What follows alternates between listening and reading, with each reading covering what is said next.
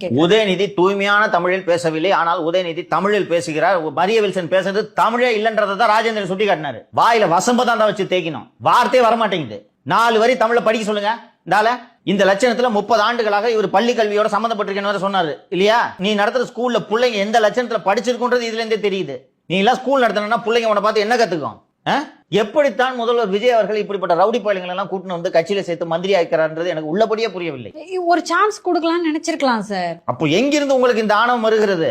ஒரே வார்த்தை, நான் கற்றுக்கொள்கிறேன். ஏற்கனவே அவர் தமிழ் சரியா பேசலன்னு சொல்லிட்டு கிண்டல் பண்ணிட்டு இருந்ததுனால இது அவரை ட்ரிகர் பண்ணிடுச்சுன்னு நினைக்கிறேன். ட்ரிகர்லாம் ஆக கூடாதுமா, எனக்கு இதான் பழக்கம், நான் மாத்திக்க மாட்டேன்லாம் சொல்ல முடியாது. அந்த மனிதவள மேம்பாட்டுத்துறையின் பவுடர் தம்பி அமைச்சருக்கு வேற பழக்கம் இருந்துச்சு, நான் மாத்திக்க மாட்டேன், இங்க அசம்பிளிலேயே பாராசிட்டமால் மாத்திரை கசக்கிட்டு இருக்கேன்னு சொல்லுங்க. இது அவை மாற்றிக்கொள்ளத்தான் வேண்டும். மாற்றிக்கொள்ள தயாராக இல்லாதவர்கள் இங்கிலாந்துக்கு சென்று ஹவுஸ் ஆஃப் லார்ட்ஸ்ல போய் பேசுங்க. நீங்க ஆங்கிலத்திலே பேசுங்க, உங்க ஆங்கில புலமை அங்க காட்டுங்க. தமிழ்நாடு அவையில் தமிழகத்தில் அமைச்சராக இருந்து நீங்கள் நிதிநிலை அறிக்கையை வாசிக்க வேண்டுமானால் தமிழ் தெரிந்திருக்க வேண்டும். ஆங்கிலோ இந்தியன்ஸுக்கு ஒரு 3 எம்எல்ஏ ரெப்ரசன்டேஷன் இருந்துச்சு ஒரு சர்டன் பீரியட் வரைக்கும். 10-15 ஆண்டுகளுக்கு முன்பாகத்தான் அதை நீக்கினார்கள் என்று நினைக்கிறேன்.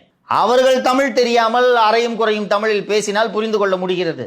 மேலை நாட்டு அறிஞர்கள் ஐரோப்பிய நாடுகளில் இருந்து மதத்தை பரப்புவதற்காக இங்கே வந்தவர்கள் தமிழ் மொழியின் மீது காதல் கொண்டு இந்த மொழியின் இலக்கியங்களை கற்றறிய வேண்டும் என்று விரும்பி இருக்கிறார்கள். நீ இங்க பிறந்து இங்க வளர்ந்து இங்க மந்திரி ஆகிட்டு நான் தமிழ் கத்துக்க மாட்டேன், I am a born Christian. அப்போ கிறிஸ்தவர்களுக்கு மட்டும்தான் அன்பு என்றால் என்னவென்று தெரியுமா? உங்க கட்சியோட கொள்கை முழக்கமாக பிறப்புக்கும் எல்லா உயிருக்கும் என்பதை வைத்துக் கொண்டு உங்கள் வாயில் இருந்து ஏன் மதத்தை பற்றி இந்த பேச்சு வருகிறது? பிறப்புக்கும் எல்லா உயிருக்கும்ன்றத ஃபர்ஸ்ட் அந்த 4 வாட்டி சொல்லணும் டெய்லி. மீனிங் தெரியுமா உனக்கு என்னன்னு? அன்பிற்கும் உண்டோ அடைக்கும் தாழ் என்பதை விட அன்பை பற்றி பேசக்கூடிய சிறந்த மொழி என்ன? ஐ எம் a born Christianன்றீங்களே, அந்த கிறித்து போதித்த மொழி என்னவென்பதாவது உங்களுக்கு தெரியுமா? அதையும் நீங்கள் ஒழுங்காக படிக்கவில்லை. அதனால் விவிலியத்தில் அன்பை பற்றியும் அடக்கத்தை பற்றியும் என்ன சொல்லி இருக்கிறது என்பதை இன்று மரிய வில்சனுக்கு நாம் போதிப்போம். அதுல இந்த தமிழ் எப்படிப்பட்டதுன்னா சார், வாடிய பயிரை கண்ட போதெல்லாம் வாடினேன்னு சொல்லிட்டு ஒரு பயிர் வாடினதை கூட தான் வாடினதா நினைக்கிற இந்த தமிழ் சமூகத்தை போய் இப்படி பேசுறாரு சார். விவிலியம் என்ன கூறுகிறது என்பதை முதலில் மரிய வில்சன் புரிந்து கொள்ளட்டும். மோகன் சி லாசரஸ் மாதிரி பைபிளோட வந்திருக்கீங்க. அவர்களுக்கு புரிகிற மொழியில் சொல்ல வேண்டும். இதுல இருந்து சொன்னதான் ஏத்துப்பாரு. இப்ப நான் ஒரு 10 திருக்குறளை படிப்பேம்மா, அதை ஏத்துக்குவார் அவரு? இங்கிலீஷ் பைபிள்ல வேற ஏதாவது வித்தியாசமா இருக்கு? இல்ல, தமிழ் எல்லாமே ஒண்ணுதான், டிரான்ஸ்லேஷன் தான் ப்ராப்பரா இருக்கு. பரிசுத்த வேதாகமம். இப்போ நான் திருக்குறள்ல சொல்லுவேன், புறநானூறுல சொல்லுவேன், கம்பராமாயணத்துல சொல்லுவேன், சிலப்பதிகாரத்துல இருந்து சொல்லுவேன். அது அவர் தான் அந்த தமிழ் இலக்கியங்கள் எல்லாம் ஏற்றுக்கொள்றது இல்லை. கடைசியா சொல்ல அதை முடிச்சுட்டு சொல்லலாம், அவருக்கு புரிந்த மொழியில் சொல்லிவிட்டு சொல்லலாம். தத்துவம் என்ன போதிக்கிறதோ அதுதான் அவரோட மொழி. அவருக்கே அறிவுரை சொல்லி இருக்கிறது இந்த நீதியின் மொழிகளில். அதிகாரத்தின் பெயர் நீதிமொழிகள் 10-19. சொற்களின் மிகுதியில் பாவம் இல்லாமல் போகாது, தன் உதடுகளை அடக்குகிறவனே புத்திமான். அதிகாரம் 13 அதில் 3வது வாக்கியம். தன் வாயை காக்கிறவன் தன் பிராணனை காக்கிறான். மரிய வில்சனுக்காகவே சொன்ன மாதிரி இருக்கு. இதெல்லாம் அவர் படிக்கல போல சார். தன் வாயை காக்கிறவன் தன் பிராணனை காக்கிறான். தன் வாயை காக்கிறவன் தன் பிராணனை காக்கிறான். தன் உதடுகளை விரிவாய் திறக்கிறவனோ கலக்கமடைவான். இப்ப அவர் கலக்கம் அடைவார், இனிமேல் கலக்கம் அடைவார். அடுத்த அமைச்சரவை மாற்றத்துல பெரும் கலக்கம் அடைவார். இதோடு முடியவில்லை. நீதிமொழிகள் 15வது அதிகாரம். ஞானிகளின் நாவு அறிவை உபயோகப்படுத்தும், மூடரின் வாயோ புத்தியீனத்தை கக்கும். இதுவும் மரிய வில்சனுக்காகவே சொல்லப்பட்டது. புத்திமானுடைய மனம் அறிவை தேடும், மூடரின் வாயோ மதியீனத்தை மேயும். அறிவில்லாத விஷயங்களை தேடும். இது பிரசங்கம் இல்ல, நிகழ்ச்சி. அதனால இத்தோடு சொல்லுங்க, நீங்க அல்லேலூயா சொல்லுங்க. ஹல்லேலூயா, ஹல்லேலூயா.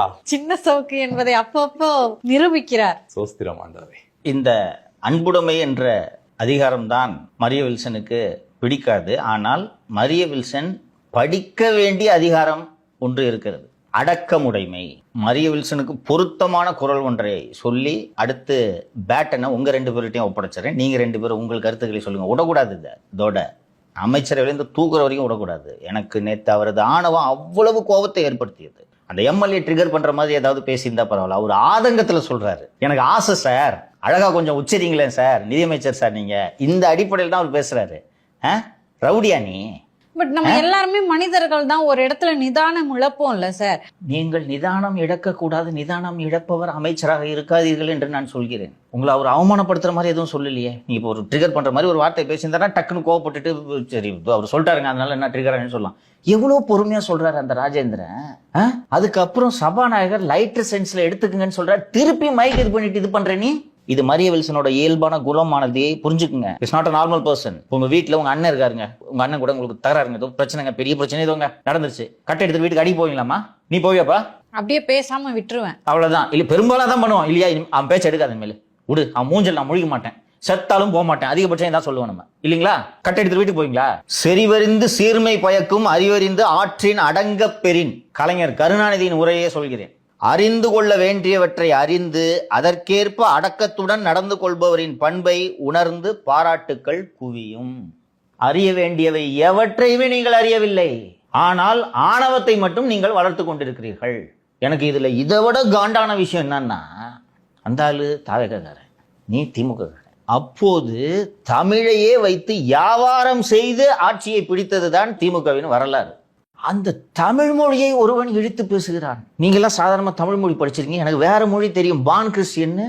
ஒருவர் தமிழ் மொழியை விட எனது மதம் உயர்ந்தது என்று ஒருவன் பேசும்போது கொதித்து எழ வேண்டிய திமுகவின